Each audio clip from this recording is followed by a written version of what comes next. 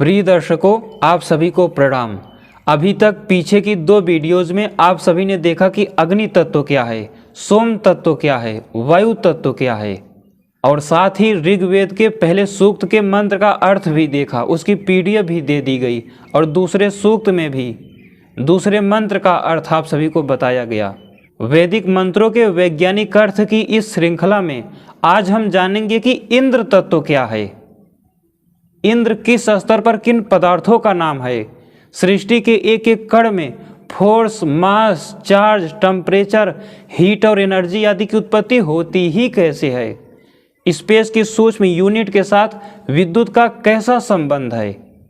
और इन सब को जानने के क्रम में आज ऋग्वेद के दूसरे सूक्त के चौथे मंत्र का अर्थ हम देखेंगे और उसके माध्यम से इन सूक्ष्म पदार्थों को भी जानेंगे और इसके वैज्ञानिक अर्थ को विस्तृत रूप से समझेंगे। तो आइए देर न करते हुए आज की वीडियो को प्रारंभ करते हैं।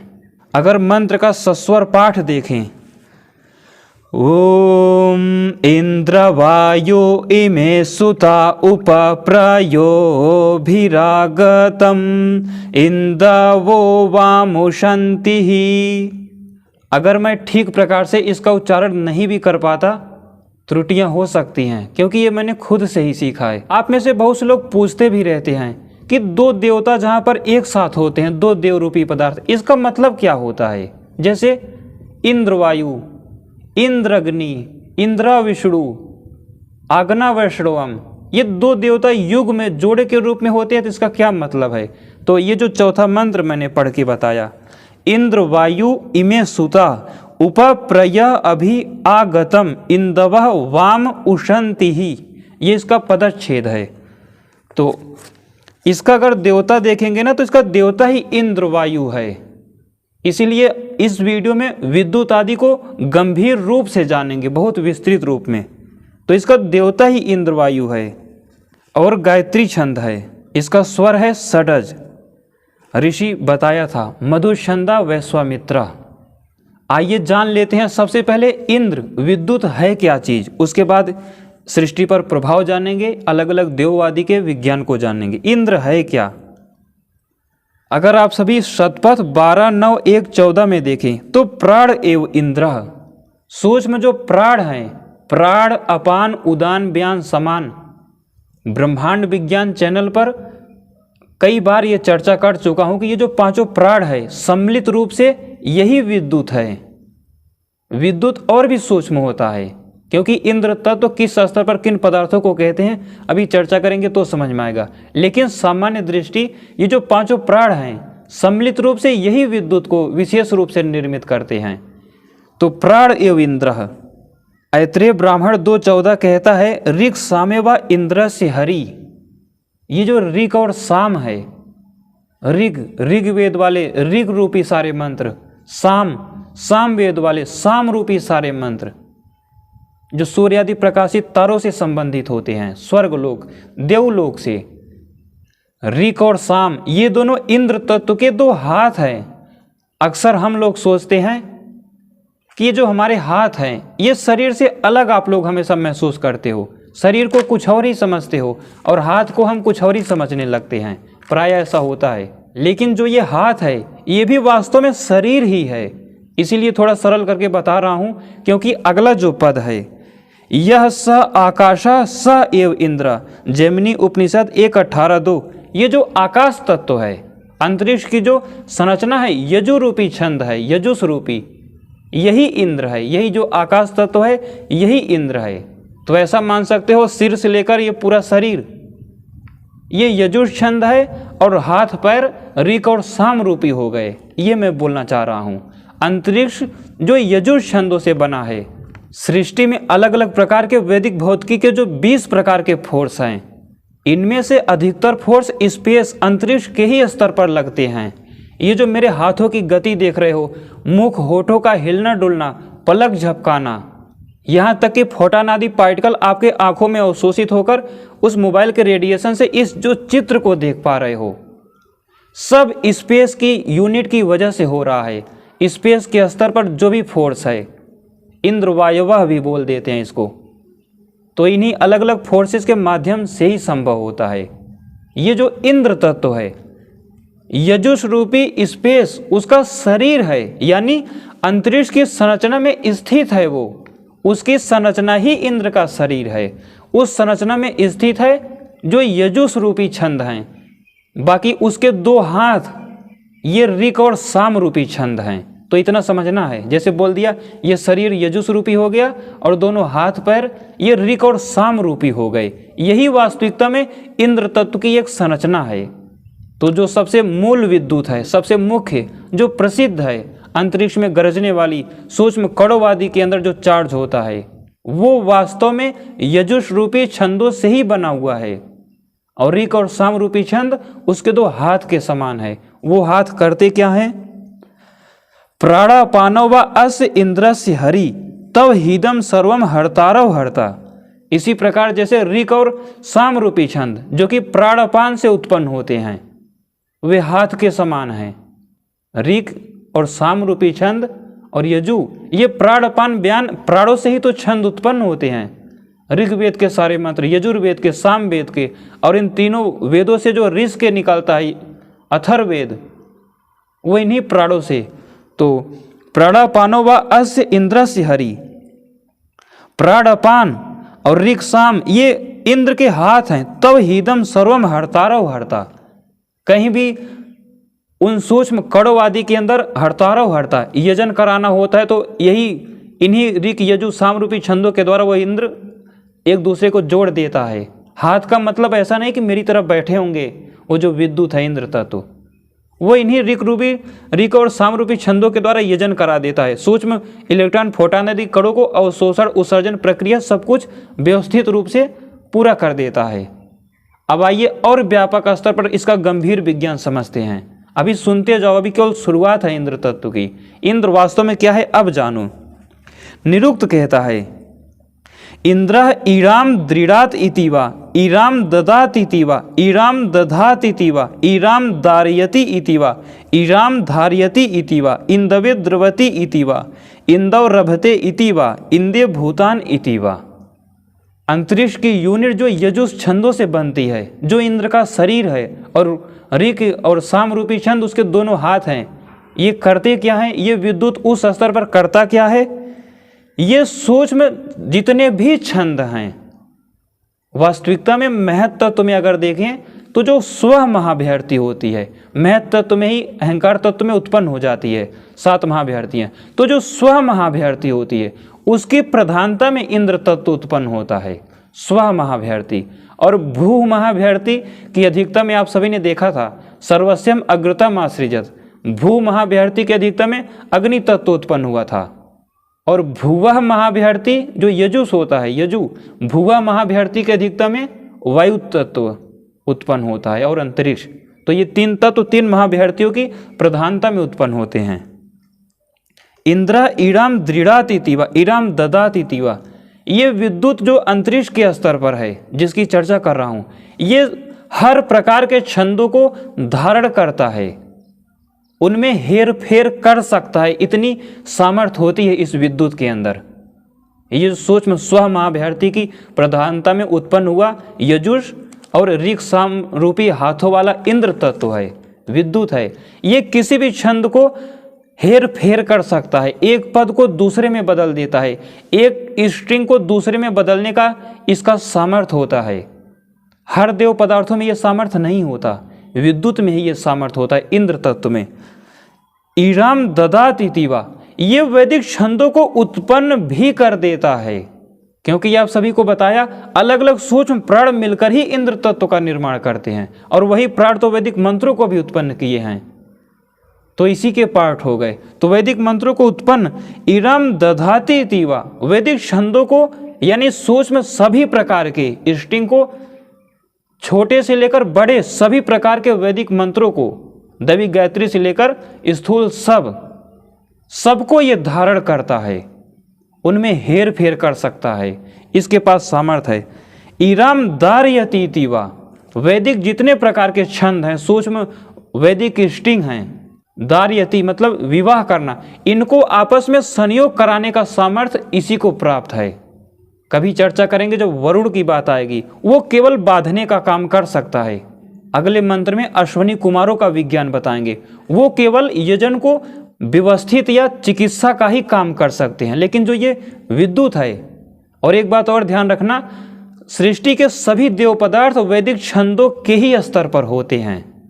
अभी इसकी भी चर्चा करते हैं। तो इरम दार्यति तीवा, ये इच्छा मात्र से अपने उच्चतम योग के विज्ञान से सामर्थ्य से इंद्र तत्व किसी भी दो छंदों को जहां पर आवश्यकता पड़ती है ये जोड़ देता है, यजन करा देता है। एक क्वार्क इधर है, एक क्वार्क इधर।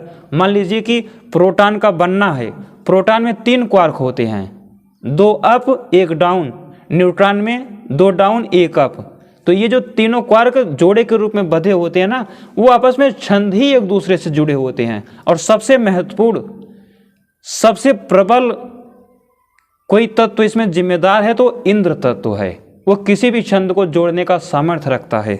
और इरम धार्यति तीवा इंदवे द्रवति तीवा, वो इन छंदों को द्रवत एक धारा रूप में, विशेष रूप से उनका मार्ग स्पर्श करने में, सीधी रेखा में जाने में, और यजन में एक कण से दूसरे कण में ट्रांसफर करने तक की प्रक्रिया में यही विद्युत इंद्र तत्व की सबसे बड़ी भूमिका होती है।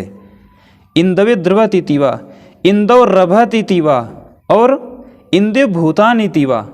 सूक्ष्म कणों आदि में ये छंदों का हर प्रकार से यजन तो कराने का जिम्मेदार है ही, ये वैदिक छंदों को तोड़ने का भी सामर्थ्य रखता है।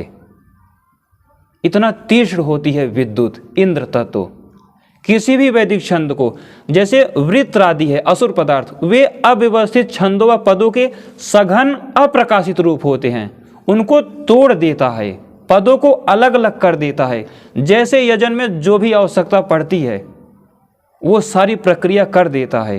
भूतानि तीवा, इंदे भूतानि तीवा, सृष्टि के हर एक 5 महाभूत, जिस विद्युत की अभी चर्चा कर रहा हूं, ये अंतरिक्ष से सूक्ष्म है। एक धारणा स्पष्ट हुई कि जो सूक्ष्म इंद्र तत्व है ये स्पेस से सूक्ष्म होता है। वैदिक छंदों का जो जाल है, वैदिक छंदों के अंदर ये आत्मा रूप से प्रविष्ट है। जैसे हमारी आत्मा इस शरीर में है, वैसे वैदिक छंदों को अंतरिक्ष के यूनिट को कर्व करना, मोड़ देना, डिस्टॉर्ट करना, या एक कण जब मिलने आ रहे हो तो वहाँ ग्रेविटी आदि को झुका देना उस स्पेस को, ये विद्युत का काम है। अभी मेरी एक एक बात आपको स्पष्टता प्रमाणित हो जाएगी और गंभीर भी लगेगी। वो कैसे? इंद्रो बलम बलपति, तैतरी ब्राह्मण 2, 5, 7, 4। इंद्र बलों में भी बलपति है। सृष्टि के हर एक देव पदार्थ से अत्यधिक समृद्ध होता है, ये सबसे ज्यादा बलवान है। इंद्रो वै देवा नाम अधिराजा, ये देवों का अधिराज है। जो अश्विनों बताया, जो वरुण बताया, सोम, वायु, अग्नि, ये सबका अधिराज है, सब पर शासन करता है। इंद्रस एतत् छंदो यत् त्रिष्टुप, इसका छंद त्रिष्टुप है। त्रिष्टुप से ही पता लग रहा है कि कितना तीव्र होगा, रक्तवर्णी, तो ये बहुत तीक्ष्ण होता है। इसी प्रकार शतपथ 14, 6, 11, 2 इंधो वै नामेश यो अयम दक्षिणे अक्षन पुरुषा तम वा एतम इंधम संतम इंद्र इति आचक्षते परोक्षेण एवं परोक्ष प्रिया इव देवा प्रत्यक्ष द्विषा। ये जो विद्युत आदि देव पदार्थ होते हैं, सभी देव पदार्थ, यहाँ तो इंद्र की ही चर्चा करनी थी, जितने भी देवादि पदार्थ होते हैं ये परोक्ष होते हैं, ये आपको सामने कभी भी नहीं दिखेंगे। प्रत्यक्ष द्विषा, प्रत्यक्ष पदार्थों में ये द्वेषी होते हैं, दूर ही रहते हैं, यानी ये कभी भी सामने नहीं आते। इनका प्रभाव दिखेगा।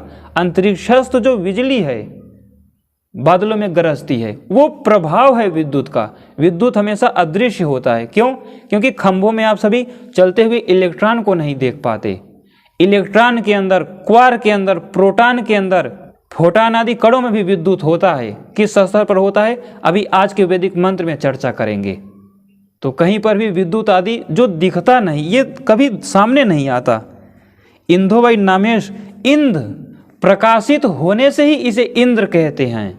इंध शब्द से ही इंद्र बना है। ये जो मैंने आपको आख्यान बताया, एक पुरुष की कल्पना की गई है। एक पुरुष है, महत तत्व से लेकर पंचमहाभूतों तक, तो उसकी जो दाईं अक्ष है, स्थूल रूप से बोले तो दाईं आंख है, वही इंद्र है। तो एक पुरुष की कल्पना की गई। इसको वहाँ पर कभी सामने आएगा तो देखेंगे, अलग अलग पार्टों में बताया जा रहा है।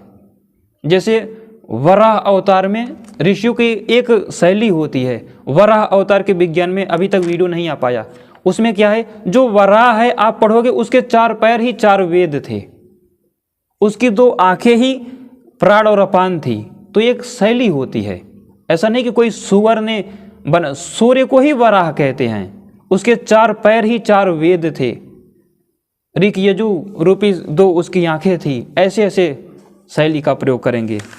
तो वैसे इसमें भी वो जो एक पुरुष की कल्पना की गई, उसका जो दाहिनी अक्ष है, यानी जो उसका संपूर्ण बल है, बताया ना बलम बलपति, ये देवों में उनका अधिराज है, सबसे महत्वपूर्ण सबसे मजबूत होता है इसका यजन, इसका तीक्ष्णपन।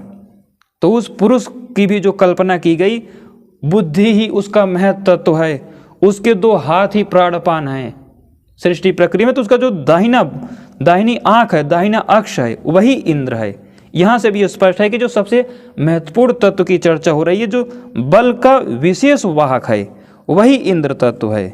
ये तो हो गया मूल इंद्र तत्व, मूल विद्युत। अब इंद्र किस स्तर पर किन पदार्थों को कह सकते हैं उसको भी थोड़ा समझते हैं। सूर्य को भी इंद्र कहते हैं। वो कैसे? अग्निहोत्रेण 10 पूर्ण मासाभ्याम इंद्रम अर्षिजत, कौशिकी ब्राह्मण 6:15। अग्निहोत्र में 10 पूर्ण मास के यज्ञ में, यानी पूर्णिमा और अमावस्या के यज्ञ में इंद्र को रचा गया। अग्निहोत्र में 10 पूर्ण मास, जैसे होता ना चातुर्मास से यज्ञ, अतिरात्र यज्ञ, वैसे 10 पूर्ण मास अलग अलग स्टेप में सूक्ष्म स्तर और स्थूल लेवल पर सूर्य आदि का बनना, ये भी 10 पूर्ण मास है। और सूक्ष्म स्तर पर देखेंगे तो वाक्य 10 मन एवं पूर्णिमा। अग्निहोत्रेण जो बोला था, सूर्यो हवा अग्निहोत्रम शतपथ 2 3 1 1, ये जो अग्निहोत्र बताया गया, सूर्य में ही अग्निहोत्र हो रहा है। हम सभी क्या समझते हैं, अभी तक तो मैंने भी यही बोला कि हीलियम और हाइड्रोजन का सूर्य में संलयन होता है। आज का विज्ञान इसकी पुष्टि और प्रामाणिकता दोनों कर चुका है। लेकिन एक वीडियो में यह भी बोला कि सूक्ष्म कणों का भी संलयन होता है। सृष्टि के समस्त प्रकाशित व अप्रकाशित कण जाते हैं और फोटान आदि हल्के कणों में बदलकर उस अग्निस्टोम सोमयाग में, उस प्रक्रिया में बदलकर फिर पूरे ब्रह्मांड में बिखर रहे हैं। तो कणों का, लेकिन आज उससे एक कदम और आगे बोल रहा हूं। सृष्टि के जितने भी देववादी पदार्थ हैं, सब सूर्य आदि तारों के अंदर ही उत्पन्न हो रहे हैं।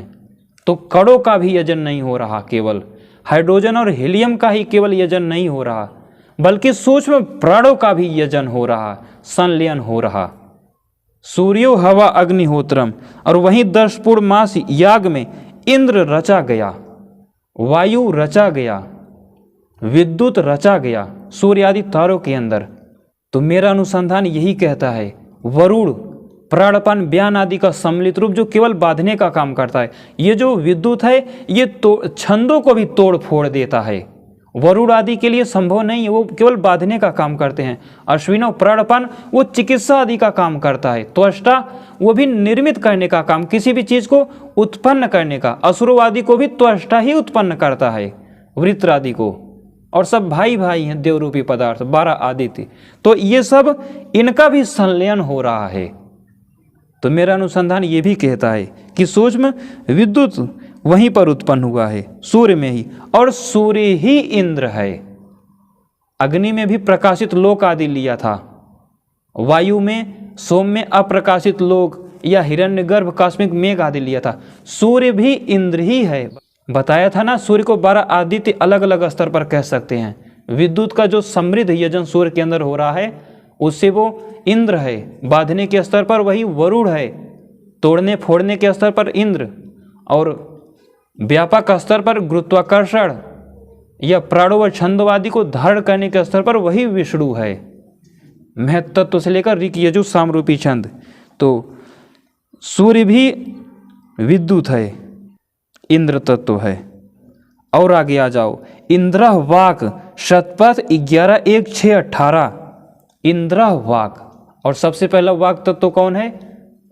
काल तत्व, परा ओम। सबसे पहला सृष्टि में उत्पन्न एकाक्षर वाइब्रेशन जो महत तत्व के साथ संयुक्त होकर पूरी सृष्टि बनाता है। वो सबसे पहला इंद्र है। अग्नि में भी सबसे पहला उसे लिया था, तो सबसे पहला इंद्र है। इस प्रकार सबसे पहला इंद्र तत्व हो गया ओम, काल तत्व है जो एकाक्षर छंद है। दूसरा अहंकार व मनस तत्व या फिर अहंकार तत्व में जो स्व महाभ्यार्थी है, उसी की प्रधानता में ये जो अंतरिक्ष के संरचना के स्तर पर विद्युत उत्पन्न हुआ, मूल इंद्र तत्व जिसे हम बोल देते हैं, ये स्व महाभ्यार्थी की प्रधानता में होता है। तो स्व महाभ्यार्थी भी इंद्र तत्व हो गई। और प्राण, पांचों प्राणों के संयुक्त रूप से ही विद्युत बनता है, ये जो स्पेस के स्तर पर, तो प्राण भी हो गए। अंतरिक्ष व आकाश तत्व यानी यजुस रूपी छंदों से, यही तो इंद्र का शरीर है। अगर आप सभी को अभी भी ना स्पष्ट हो पाया हो तो थोड़ा और सरल करता हूँ। ये जो कल्पना करो कि आपके सामने खाली स्थान नहीं है, यहाँ पर जो छंदों का जाल है, यजुस रूपी छंदों का विशेष समृद्ध जाल है, वो यजुष इंद्र का शरीर है। इंद्र उसी यजुष छंदों में ही बैठा हुआ है सूक्ष्म रूप में, और यजुष तो उसका शरीर हो गया। ऋक और साम रूपी छंदों के द्वारा वो यजन करा रहा है। फोर्स आदि की प्रारंभिक अवस्था, प्रारंभिक प्रक्रिया शुरू ही विद्युत के स्तर पर होती है। चलिए थोड़ा और सरल करते हैं। मैं स्थिरतापूर्वक बैठा हूँ, बुद्धि के द्वारा निश्चय करने का प्रयास किया, तो सबसे पहली गतिविधि वाइब्रेशन ओम से, एकाक्षर काल तत्व से प्रारंभ हुआ। वहाँ से बुद्धि ने निश्चय किया। अब जो मन है, मन संकल्प विकल्प किया, तो स्व महाभ्यर्थी एक्टिवेट हो गई। जैसे हाथ से आप सभी को समझाने की इच्छा हुई, इधर उधर करके जो समझा रहा हूँ, तो ये जो दिखने का प्रयास किया, दिखना शुरू हुआ। ये स्व महाभ्यर्थी के बाद अंतरिक्ष के स्तर से फोर्स अनुभव कर सकते हो। ये हिलने डुलने की प्रक्रिया ही अंतरिक्ष के स्तर, अंतरिक्ष के यूनिट से प्रारंभ हुई, और मुख्य मूल तत्व जो है वो है विद्युत। उसी अंतरिक्ष और वायु तत्व के स्तर पर, वायु तत्व वैदिक छंदों का समुद्र है। इंद्र तत्व इसी अंतरिक्ष को आधार बनाकर वायु तत्व से उन छंदों को तोड़ देता है, फोड़ देता है, यजन करा देता है। स्वाभाविक रूप से जो जो उसका सामर्थ्य है, जो जो उसके पास वैदिक मंत्र या ज्ञान है, आप सभी ये सब जान चुके हो।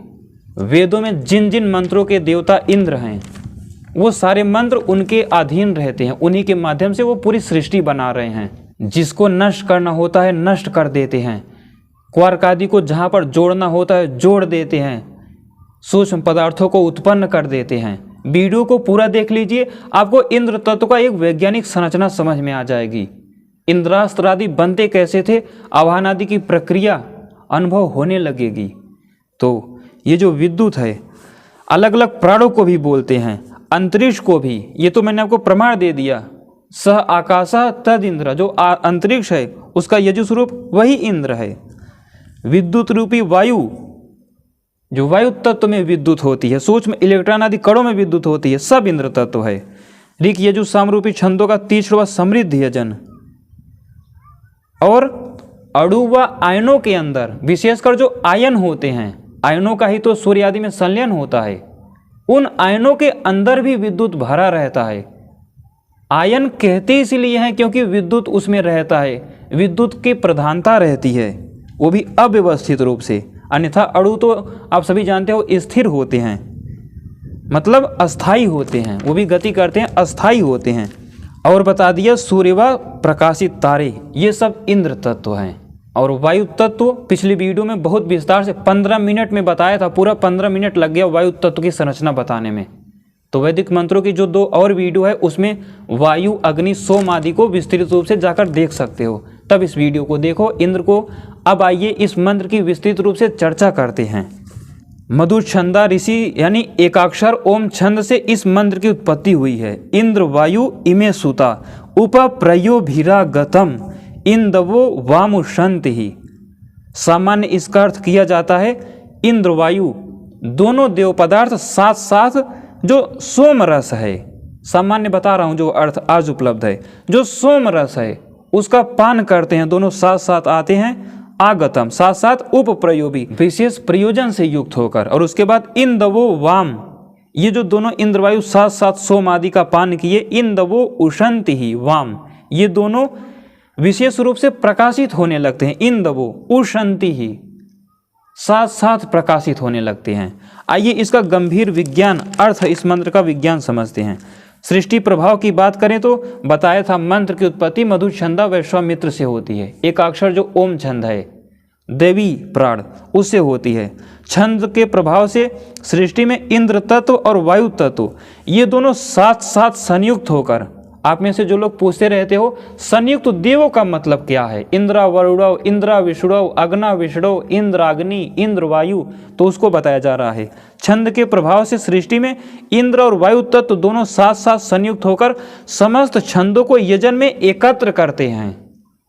वायु तत्व समुद्रों का ही जाल है वैदिक छंदों के, और इंद्र तत्व ऋग साम रूपी छंदों से प्राणापान आदि के माध्यम से एकत्र करते हैं, सूक्ष्म कणों आदि को आपस में संयोग कराते हैं।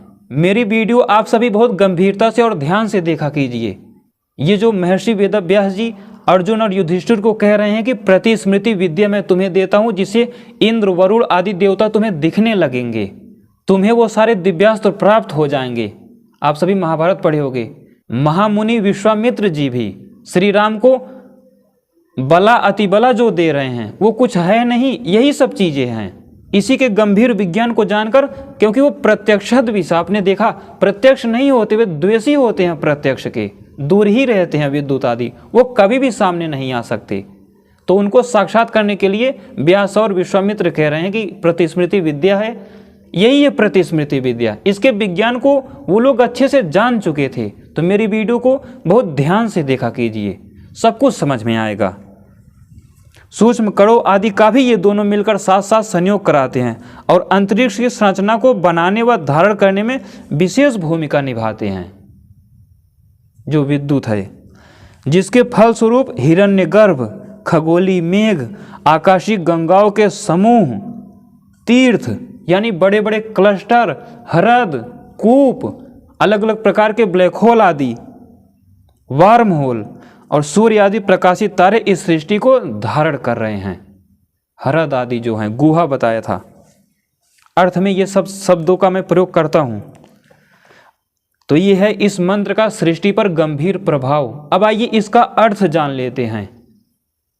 अर्थ, इंद्र तत्व बता दिया, एक अक्षर जो काल तत्व है, पहला इंद्र तो वही हो गया। फिर अहंकार व मनस तत्व, विशेषकर अहंकार तत्व में ही जो स्व महाविहरती है वही इंद्र तत्व है। प्राण, अंतरिक्ष यानी आकाश तत्व, विद्युत रूपी आयु, ऋक यजु साम रूपी छंदों का तीक्ष्ण व समृद्ध यजन, विद्युत रूपी कण, आयन आदि और सूर्य व समस्त प्रकाशित तारे, गुहा। ब्लैक होल के कई प्रकार होते हैं, लेकिन जो ब्लैक होल आग्नेय होते हैं, जो गुहा या ह्रद कह लो, प्राचीन वैज्ञानिकों ने अपने अपने समय में अलग अलग नाम दिए हैं।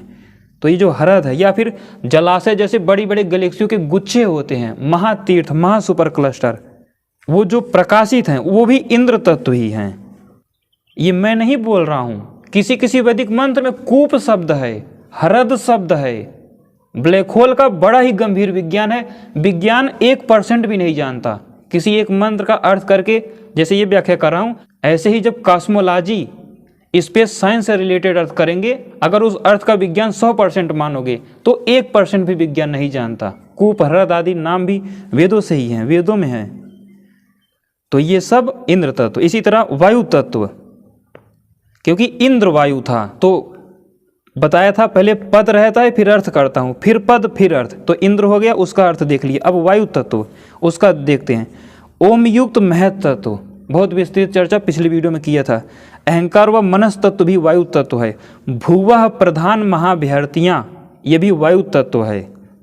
वायु तत्व में सभी महाभिहर्तियां, सारे प्राण आदि मैंने चर्चा कर दिए थे प्रमाण देकर, क्योंकि वो विविनक्ति, सबको विभाजित करने का प्रयास करता है, पृथक पृथक स्तर पर पृथक पृथक पदार्थ, प्राण, अपान, उदान आदि, वायु नामक सूक्ष्म महाभूत व असुर ऊर्जा आदि, सूक्ष्म कणों के धारा रूपी क्षेत्र, जिसे आप सभी फील्ड बोल देते हो, कणों का फील्ड, हिरण्यगर्भ, खगोली मेघ और आकाश गंगाओं के छोटे बड़े सभी समूह। जैसे सूर्य है ना, यह नहीं कह रहा हूं मैं कि सूर्य को वायु कहेंगे, लेकिन सूर्य के अंदर जो धारा रूपी कणों आदि का यजन हो रहा है, फ्लो बह रहा है, वो भी वायु तत्व है। लेकिन यहाँ पर बस आकाश गंगाओं के छोटे बड़े समूह जो बादल धूल के गैस जैसे दिखते हैं, ये भी वायु तत्व हैं। बाकी वायु तत्व पिछली वीडियो में जाकर 15 मिनट तक चर्चा किया, देख सकते हो। तो इंद्र वायु इमे सूता मतलब सक्रिय मनस्तत्व, प्राण, छंदों का समृद्ध यजन, सूक्ष्म कड़व के धारा रूपी स्रोत व आयन आदि। सोम तत्व की चर्चा की थी, उसमें बताया था आयन आदि यानी जितने भी गतिशील आयन होते हैं जिनका संलयन होना होता है वो सभी वही सूत हैं वही। इसी प्रकार उपप्रयोग भी यानी प्रबल व अत्यधिक मात्रा में उत्पन्न होकर संघनित हुआ है। उप का मतलब ही होता है अत्यधिक मात्रा में, सघनता से युक्त जो उत्पन्न हुआ हो। वाम यानी त्वम वाम वह दोनों सम्मिलित रूप से इंद्र व वायु तत्व दोनों। फिर आगे आगतम यानी इसका सामान्य अर्थ आ जाता है, मिल जाता है। मैंने अर्थ किया है हवनीय व भक्षणी अन्न रूपी सोम तत्व को अवशोषित करके विशेष ऊर्जा प्राप्त करते हैं। विद्युत आदि अत्यंत सक्रियता से युक्त होते हैं और लंबे अवधि व समय के अंतराल के लिए संरक्षित हो पाते हैं। ही यानी जिससे कि इंद्रवह, इसी इंद्र की वजह से ही विद्युत को इंद्र कहा जाता है। तो इंद्रवह शीतलता युक्त मनस्तत्व महाभ्यर्थियों व छंदोवादी का क्रियाशील यजन सूक्ष्म क्वार्क, इलेक्ट्रॉन व आयन आदि को अवशोषित व भक्षण करने के उपरांत ही इन तत्वों को भक्षण कर हवि रूप अन्न रूपी इन व्याख्या किए गए तत्वों को अवशोषित व भक्षण करने के बाद ही वायु व इंद्र तत्व उष्णति यानी उष्णस देव असुर यानी देव और असुर पदार्थों के बीच जो युद्ध होता है, देवासुर संग्राम जानते हो, सृष्टि में अलग अलग स्तर पर। उष्णा नाम जानते हो ना, ये देवों के पुरोहित होते हैं युद्ध के समय। तो उष्णति यानी बाधक समस्त असुर पदार्थों को नष्ट करने में सक्षम हो पाते हैं। अव्यवस्थित व टूटे फूटे छंदों व पदों आदि को नियंत्रित, संयमित, युग्मित व यजन प्रक्रिया में दूर हटाने में ये दोनों इंद्र और वायु साथ साथ समर्थ हो जाते हैं। ये है अर्थ। कुछ लोग कहते हैं कि अर्थ तो बड़ा विस्तृत है, यहीं पर रोक दो, वैज्ञानिक भाष्य क्यों करते हो? इसीलिए वैज्ञानिक भाष्य करता हूँ। इसका कम से कम 60-62 प्रकार से इसका वैज्ञानिक अर्थ किया जा सकता है आधिदैविक। अभी तो एक एक प्रकार का ही कर रहा हूँ, पीडीएफ, इसकी भी पीडीएफ आप सभी को दे देंगे। तो अभी तो एक एक प्रकार का कर रहे हैं। ये जो अर्थ है इसी को विस्तार देना है, इसलिए वैज्ञानिक भाष्य दिया है। आगे जो वैज्ञानिक भाष्य जो एक प्रकार का बताने जा रहा हूँ, इसी में नंबर 1 डालकर, 2 डालकर, 3 डालकर, 40 डालकर, 45 डालकर, 100 डालकर, 150 डालकर, जितने प्रकार, जितना भी इस मंत्र में गंभीर विज्ञान होगा, समय के साथ मैं या मेरे न रहने के बाद कोई आएगा, विस्तृत करता चला जाएगा। वैदिक मंत्रों में अनंत ज्ञान विज्ञान है। तो जो वैज्ञानिक भाष्य है मात्र एक शुरुआत है। इसी का 50-55 प्रकार का 1-2 नंबर डालकर करेंगे। अभी एक ही है, इसलिए वैज्ञानिक भाष्य में आगे देखते हैं। इंद्र तत्व यानी ओम रूपी एकाक्षर युक्त स्व महाभ्यर्थियां या फिर सूक्ष्म प्राण, अपान, उदान, व्यान, समान, इन सब का मिश्रित व्यवस्थित रूप, सम्मिलित रूप, विद्युतमय रूप जो यजु रूपी अंतरिक्ष का आधार है। वैज्ञानिक भाष्य में पढ़ोगे, जो मैंने अर्थ किया है उसमें थोड़ा समझने में कठिनाई हो सकती है कि इंद्र तत्वता है क्या चीज़, स्पेस की यूनिट से क्या संबंध है। स्पेस की यूनिट ही इंद्र का शरीर है, यहाँ से पता चलेगा वैज्ञानिक भाषा से। तो ये जो अलग अलग प्राण का सम्मिलित विद्युतमय रूप है जो यजु रूपी अंतरिक्ष का आधार है, ऋक व साम और प्राण व अपान हाथ के समान है, जिसके माध्यम से सूक्ष्म छंदों को उत्पन्न कर देता है, यानी आपस में जोड़ देता है। अंतरिक्ष की यूनिट को भी यही जोड़ता है विद्युत, क्योंकि ये अंतरिक्ष से भी सूक्ष्म होता है। सरल भाषा में बात करें तो जो चार्ज होता है, चार्ज की उत्पत्ति, मास की उत्पत्ति स्पेस से पहले है। चार्ज और मास की वजह से स्पेस कर्व होता है, डिस्टॉर्ट होता है। क्यों? क्योंकि स्पेस से सूक्ष्म होता है चार्ज। स्पेस से सूक्ष्म पहले ही मास उत्पन्न हो जाता है, मनस तत्व के स्तर से ही चार्ज मास आदि प्रकट अवस्था में आने लगते हैं, इसीलिए स्पेस पर ये नियंत्रण करते हैं। तो ये जो ऋक और साम और प्राण व अपान हाथ के समान है ये इंद्र तत्व, जिसके माध्यम से सूक्ष्म छंदों को उत्पन्न कर देता है, इन्हीं छंदों को आपस में जोड़ देता है। न केवल वैक्यूम एनर्जी वायु तत्व या फिर स्पेस के स्तर पर, बल्कि सूक्ष्म कणों आदि पर पूर्ण आधिपत्य होता है इंद्र का। तो ये इन्हीं छंद रूपी समृद्ध यजन को धारण व पोषित भी करता है, जोड़ने के साथ साथ सघनता व अव्यवस्थित असुर रूपी पदों छंदों को तोड़ देता है, भेदन करता है। तीक्ष्ण इंद्र तत्व स्वयं यजु रूपी छंदों व अंतरिक्ष का ही रूप है। साथ ही ऋक साम व प्राणपान के द्वारा समस्त छंदों को बल व आधार बनाकर समस्त प्रकार के कणों आयनों आदि को धारण करता है, नियंत्रित करता है। बाधक तत्वों को दूर हटाकर कणों आदि का आपस में यजन कराता है। इसी प्रकार सूर्य यानी देव रूप होकर ग्रहों तारों आकाश गंगाओं गुहा विवर आदि तीर्थ आदि यानी करोड़ों करोड़ों गैलेक्सी वाले क्लस्टरों आदि समस्त प्रकाशित व अप्रकाशित जितने प्रकार के तारे आदि हैं, इन सबको ये इंद्र तत्व ऊर्जा प्रदान करता है। जितने भी अलग अलग ब्लैक होल आदि हैं सब जगह, जो वैज्ञानिक कहते हैं ना कि ब्लैक होल से कण बाहर ही नहीं आ सकते, वहां तो समय रुक जाता है। समय के रुकने का क्या मतलब है? मान लो मैं स्थिर हो गया या फिर चलता हुआ पंखा रोक दिया गया हाथ से पकड़कर किसी फोर्स के बल पर, क्या उसके अंदर मॉलिक्यूल आदि गति करना बंद कर देंगे? यहाँ तक कि जो टाइम ट्रेवल आदि की भी कल्पना की जाती है ना, वो केवल फोर्स की गति धीमा हुआ। आपके शरीर में जो एटम एंड मॉलिक्यूल आदि गति कर रहे हैं ये धीमे हो जाएंगे, रुक जैसे जाएंगे, आपको लगेगा। यही स्थूल रूप से यही है समय का रुकना, अन्यथा काल तत्व तो कभी नहीं रुकता। इसी प्रकार ये तो इंद्र तत्व का विज्ञान था। वायु तत्व यानी दैवी एकाक्षर युक्त ओम व भुवा महाभ्यर्थी धारण पोषण व आकर्षण आदि से युक्त होकर समस्त प्राण वायु रूपी सूक्ष्म महाभूत व समुद्र रूपी छंदों का जो विस्तृत यजन है वायु तत्व, साथ ही आकाश गंगाओं के समूह आदि को, बड़े बड़े क्लस्टरों आदि को, सीधे सीधे कहें तो सूक्ष्म से स्थूल पृथक पृथक स्तर पर हो रहे संपूर्ण यजन को, अलग अलग स्तर पर अलग अलग पदार्थों को वायु तत्व कहा था।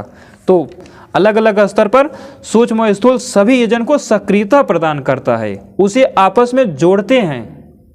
विविनक्ति आपस में, जैसे एक गैलेक्सी दूसरे से अलग भी वायु तत्व की वजह से है, एक गैलेक्सी दूसरे से जुड़ी भी वैक्यूम एनर्जी वायु तत्व की वजह से है। असुर पदार्थ जैसे सूक्ष्म कणों आदि को दूर दूर हटाता है, तो असुर पदार्थ भी वायु तत्व में आ गया। असुरों का भी, असुर से संबंधित भी अर्थ किया है। बल आदि से युक्त होकर धारण भी करता है। ऋक यजु साम के समुद्र रूपी इसी वायु तत्व द्वारा सभी सूक्ष्म पदार्थ व तारे आदि पृथकता को प्राप्त होते हैं, उत्पन्न हो पाते हैं और एक दूसरे से बंधे रहते हैं। अब यही इंद्र व वायु तत्व जो अब तक चर्चा किया गया, यही इंद्र व वायु तत्व सम्मिलित रूप से पृथक पृथक स्तर पर शीतलता युक्त मनस तत्व या फिर सूक्ष्म प्राणों व छंदों आदि के यजन को या फिर कणों आयन आदि को अवशोषित कर लेते हैं। सोम सूता था ना, तो उसको अवशोषित कर लेते हैं। हवि रूप अन्न रूपी तत्वों को ग्रहण करके ऊर्जा प्राप्त कर लेते हैं। अत्यधिक मात्रा में संघनित हुए अप्रकाशित आदि तत्वों को अपने में समाहित कर लेते हैं। उसी के फलस्वरूप वे विशेष बल व सक्रियता से युक्त होने लगते हैं।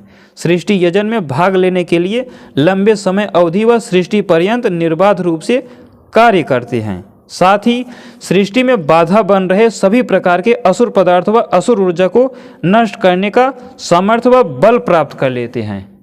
सोमयाग, अग्निष्टोम, अतिरात्र, अश्वमेध, राजसूय आदि यज्ञों के माध्यम से जब सृष्टि में ग्रह तारे गैलेक्सियां आदि बन रहे होते हैं, बन जाते हैं या निर्मित हो रहे होते हैं, तो वहाँ पर सोम रूपी कणों का या सोम रूपी पृथक पृथक स्तर के पदार्थों का बताया। मनस तत्व ही सबसे पहला सोम है, क्योंकि शीतलता से युक्त वो भी होता है।